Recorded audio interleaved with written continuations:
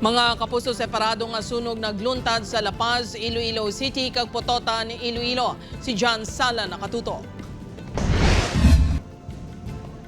Nasunog ang ikaduwa nga panalagan sang balay sang pamilya Alimen sa Barangay Baldo sa La Paz pasado alas 12 kaida sa kaagahon.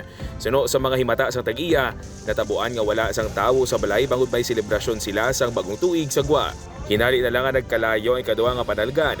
Nagbuligay ang mga residente tubtub na palong ang kalayo pasado alas 12:30 sang kaagahon. Wala naman sang may nasamaran sa insidente. Nagapadayon pang investigasyon sang BFP sa posible nga gintunaan sang sunog. Apang suno sa himata, posible nga may palupok na naglusot sa kwarto. Basi kung sa pumbla, basi kung di takabalo, basi kung mga palupok lang, kay open guro ang ila dilus eh.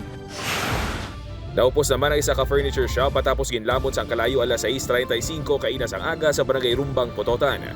Madasi ka ginlamon sang kalayo ang among establishmento bago humanini sa life materials.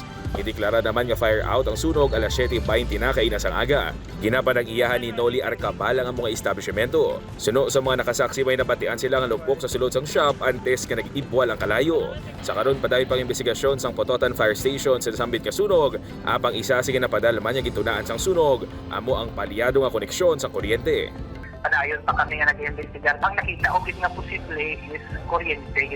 Upod kay Cirilo Renduque, John Sala. 1 Western Visayas.